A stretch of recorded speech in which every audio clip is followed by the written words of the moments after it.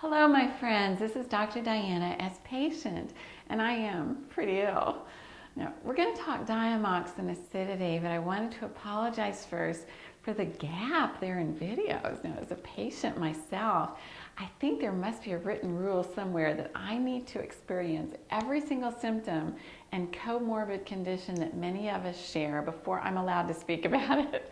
As I put the pieces of the puzzle together, I realized that if I was right, some of us should be developing what we call frozen shoulders. It's a fibrotic and inflammatory condition, right? Anybody out there experience this? Well, I have. Now, the good thing is that it really offers more support to the Driscoll theory. The bad news is that, well, I have a frozen shoulder. Now, I'm coming up with some unique ways of dealing with this, though, and I'll save that for another video. But meanwhile, how to stay alkaline enough for acetazolamide, that is Diamox, to continue to work for us. Very important. As you learned in the Driscoll theory, most of us EDS-POTS patients have a form of hydrocephalus. And because our sinking brains can make us poor candidates for brain shunts that go all the way into the ventricles, Diamox is our go-to drug to reduce our CSF pressure. Please don't forget where you heard that first.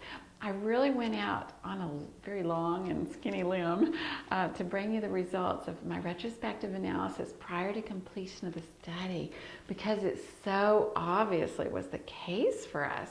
Now, Diamox, which is also a mild diuretic, flies in the face of conventional treatment of salt and fluid loading for POTS. I took kind of a risk and got some ridicule and some support from wonderful people too, until you guys fought the fight with me and found out that it was effective in eliminating the symptoms of that horrible headache and neck ache that radiates down to your shoulders, the dizziness, the nausea, the pulsating vision, all symptoms of hydrocephalus. So this is not how science is often done, but I know firsthand the suffering the EDS-POTS patients endure every hour. I had to speed up science. Now, I'll look forward to announcing the publication, though, in a peer-reviewed journal soon, so watch for that. Onward. Now, as I've mentioned, our serum CO2 levels must stay at 22 or above for Diamox to continue to work. How many of you now are on Diamox for external communicating hydrocephalus with Ehlers-Danlos, or for multiple sclerosis, as I covered in a poster presentation at the International Society for Neurovascular Disease? You can find this poster by getting on prettyill.com and scrolling down under handouts at the website. Take a look and please visit the forum and tell me how you're doing, okay? Anyway, please remember, all disclaimers in place, as always. I cannot diagnose or treat you, certainly not over the internet. But I will share with you what I've learned on this journey, what my kids and I have experienced, and what many of you have mentioned. Sound good? Please, please, please, if you have any other suggestions for maintaining alkalinity, don't be shy. Speak up here in the comments or join the forum at prettyill.com and chime in, okay? This will take a village, my friends, I promise. Okay, what I've learned so far. First, when you start on Diamox, it's a good idea to ask your doctor for a standing order for blood work that includes a serum CO2 and potassium level at minimum. Now, I started checking mine after about a month or so, every 2 weeks or so, but got so good at feeling the pressure, I could tell if it dipped to 21. I ran to the lab to verify that it had dropped, and bingo, 21. Since then, my doctor kind of trusts me to know. Now, that would seem like, I'm extremely aware, but also when I go above or below 22, my CSF gushes out my nose, so it's not all brain work here. Anyway, everything I will discuss can be purchased through the store at prettyill.com, and if you access Amazon through PrettyIll to buy anything, 6% of the proceeds will go toward the research that we do, and you don't have to pay a penny more. So thank you in advance for going through the website to purchase things at Amazon. Now, first, baking soda capsules. They're a staple at our house. I put these capsules on the store at prettyl.com, or you can buy them at a formulating pharmacy, the empty capsules. I just get a big bag of anything that looks like I can swallow. I think the size I'm on right now is a size 0, but I started smaller at first. Some of the pills or capsules are vegetarian too. I hate to think what's in them if they're not, but we won't go there. Now, I've also been known to eat baking soda right out of the box in an emergency. I do not recommend this. At least mix it with water. Okay. Capsules. Now, you can just fill these by hand or hire a child to do it. Please take it from me. Be sure to bid low on the cost of filling these. I offered my daughter 5 cents per capsule, thinking she'd get bored pretty quickly. Well, $71 later, we had enough filled capsules for quite a while. Now, there are also machines, also listed, to help you make the capsules. There's Cap 'em Quick and the capsule machine that are listed. I have no preference, but be sure to read the comments under the item because they have some great tips for each machine to make it a little bit easier. Now, for some strange reason, the schools had a problem with my son bringing capsules filled with strange white powder to school. What is up with that, right? Now, you can buy pills of baking soda, which is great for school or travel, but these must be dissolved in water, okay? Read the fine print. They must be dissolved in water. They're cheap, and they come in bottles of 1,000.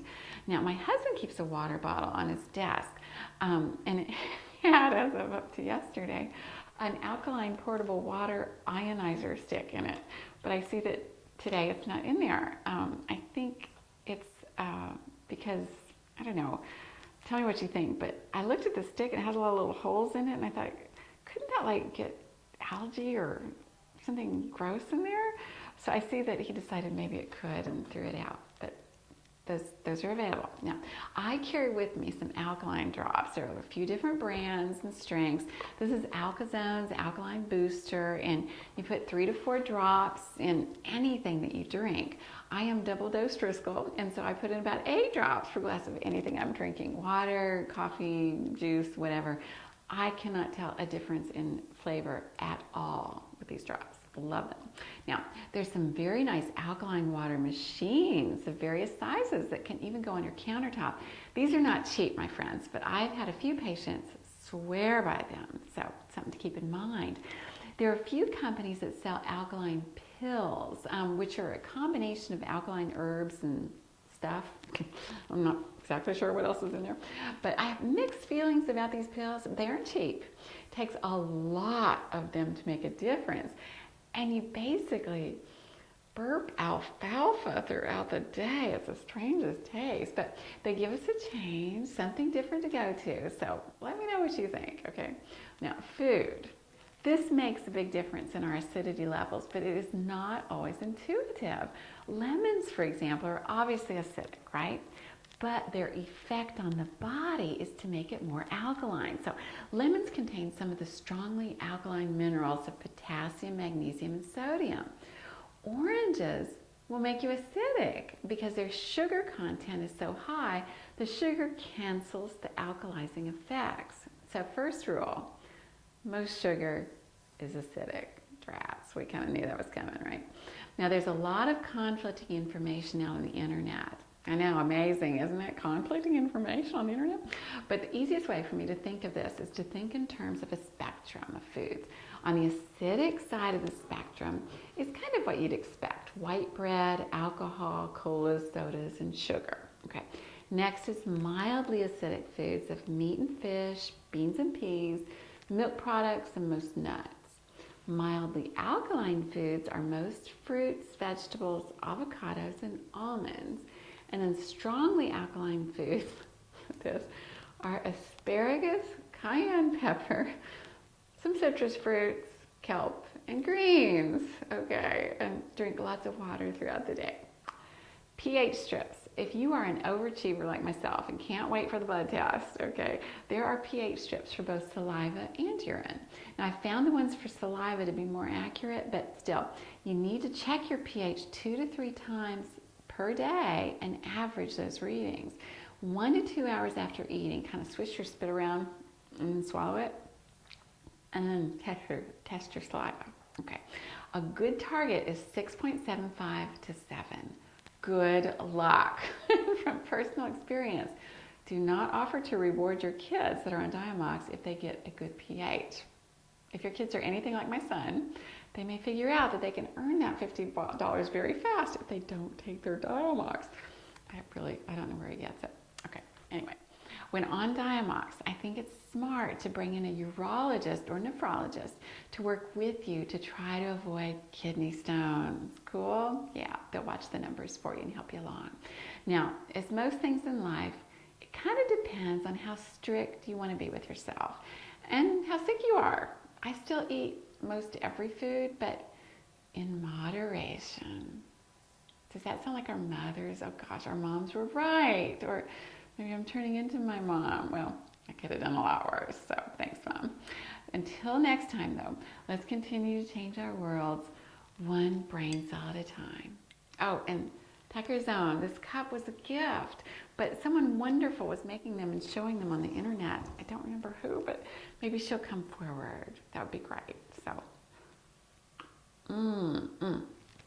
Till next time, gentle hugs to you all.